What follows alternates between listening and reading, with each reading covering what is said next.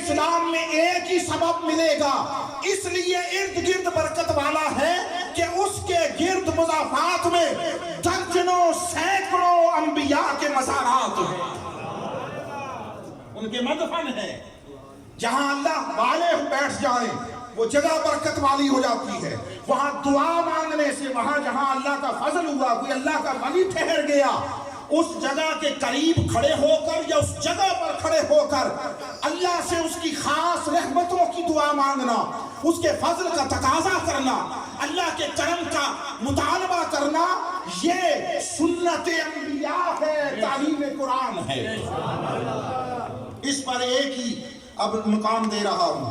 حضرت زکریا علیہ السلام، ان کا اللہ رب العزت نے تذکرہ کیا، پیچھے حضرت مریم اور وہ سارا، فتقبلها ربها بقبول حسن وانبتها نباتا حسنا، پھر قبول فرمایا اسے اس کے رب نے بڑی اچھی قبولیت کے ساتھ، اور پروان چڑھایا اسے اچھی طرح۔ وکفلها زکریا، زکریا کو ان کا نگران بنا دیا، اس خاتون کا، ان کے معاملات دیکھنے کا، اور ایک مکان کے محراب میں وہ قیام کرنے لگی۔ حضرت زکریا باہر جاتے، باہر سے تالا لگا جاتے کہ کوئی اس کو تنگ نہ کرے، کسی کی نظر نہ پڑے، کوئی دروازہ شیطانی اور شرارت کا نہ کھلے۔ ایک دن جب پلٹ کر آئے تو دیکھا تالا اپنے ہاتھوں سے کھولا ہے، اندر گئے ہیں تو حضرت مریم کے پاس انواع و اقسام تازہ خوشبودار لذیذ پھل پڑے ہیں، پھل پڑے ہیں۔ یہ میں قرآن سنا رہا ہوں۔ قالا یا مریم انا لک ھذا، زکریا پوچھتے ہیں حضرت زکریا علیہ السلام، مریم یہ کہاں سے آئے ہیں، یہ کہاں سے آتے ہیں؟ کئی بار دیکھا کہاں سے آتے ہیں۔ قالت هو من عند اللہ، ان کا یہ اللہ کی طرف سے ہے۔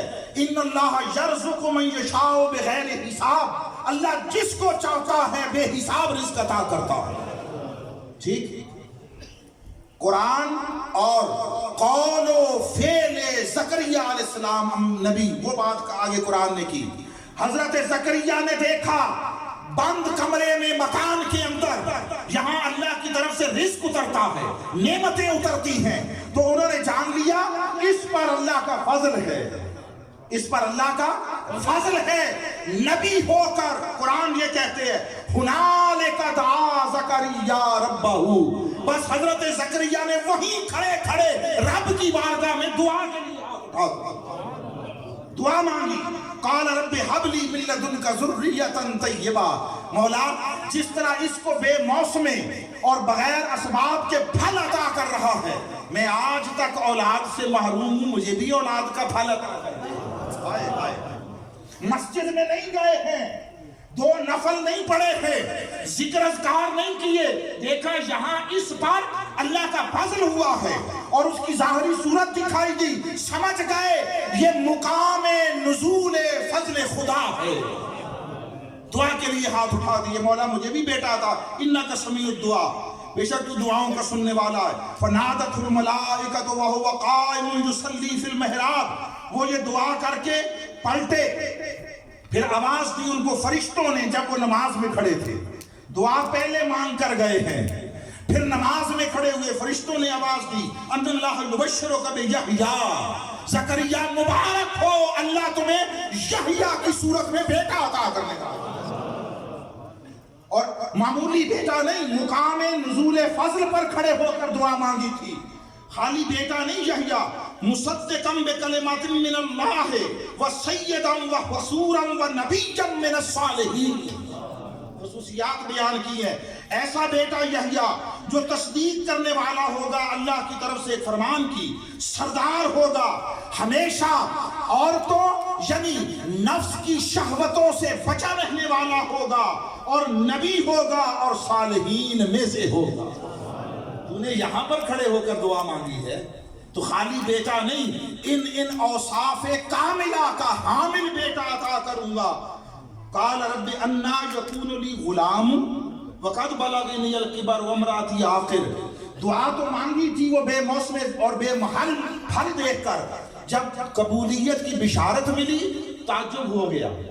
अल्लाह से पूछती है मौला तू कैसे ये सब कुछ होगा, मेरे यहाँ कैसे लड़का पैदा होगा, हालांकि मैं बुढ़ापे की उम्र को पहुंच गया हूं। समझ गए ना बात, उस उम्र में जहां दरवाजा बंद हो जाता है, वमराती आखिर, और मेरी बीवी भी बांझ है, मेरी बीवी भी बांझ है, औलाद पैदा करने की सलाहियत से महरूम है।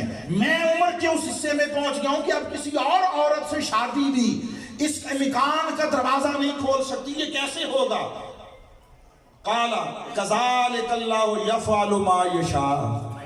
मरियम, वहां बंद कमरे में फल उतार सकता हूं, तो तुझे उस सलाहियत से महरूम होने के बाद तुझे औलाद नहीं दे सकता।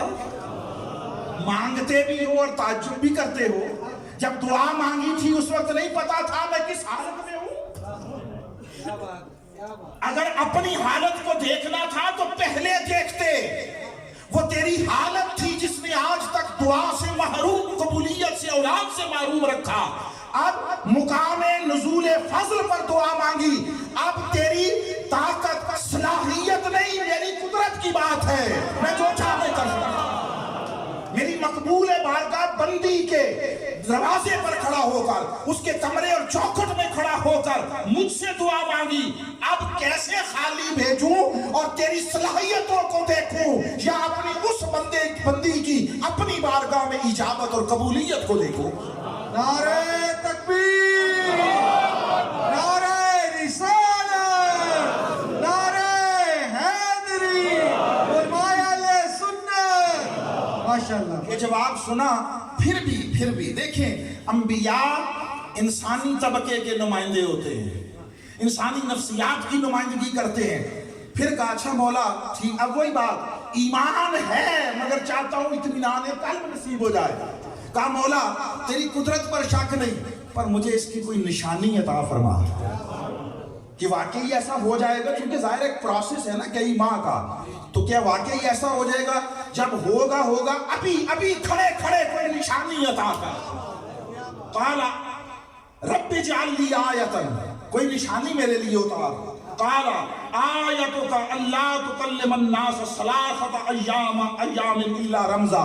मूसा फिर अलामत ये है, तू 3 दिन तक किसी के साथ बात नहीं कर सकेगा, जुबान बंद कर देंगे, जो कहना होगा इशारे से कहना। ज़िमनन एक बात अहले मारिफत के लिए कह रहा हूं, जब किसी को देना चाहता है, जब किसी को अता करना चाहता है, जिस तरीके से मर्जी अता करे, मगर जो उसकी कुदरत और उसके फजल पर भरोसा करके जबान बंद कर ले, उसको वो कुछ अता करता है जिसका इम्कान भी नहीं होता। जो जबान बंद कर ले उसके भरोसे पर, उसको ये लंबा मज़मून तो जा नहीं रहा हूं। तो कहा 3 दिन तक वज़कुर रब्बका कसीरन वसब्बिह बिल-अशी वल इब्कार। तो ज़करिया अब ऐसा करो, अपने परवरदिगार को बहुत याद करो, पाकी बयान करो सुबह शाम। ये जिनके दरवाजे पर आए बैठे हो, इनके साथ आपकी मोहब्बत, इनके साथ आपका रिश्ता कल्बी, उसका सबब ना इमारत है, ना इक़्तिदार और सल्तनत है, ना हुकूमत है, ना कुछ और है, बस सादा सी बात है, इन्होंने अपने मन को, अपने कल्ब को रब से जोड़ा। ये उसके हो गए, रब इनका हो गया है। फिर रब जिसका हो जाए खुदाई उसकी हो जाती है, अर्ज़ व समावात उसके हो जाते हैं। न तू ज़मीन के लिए है न आसमां के लिए। इकबाल ने समझाया, न तू ज़मीन के लिए है न आसमां के लिए।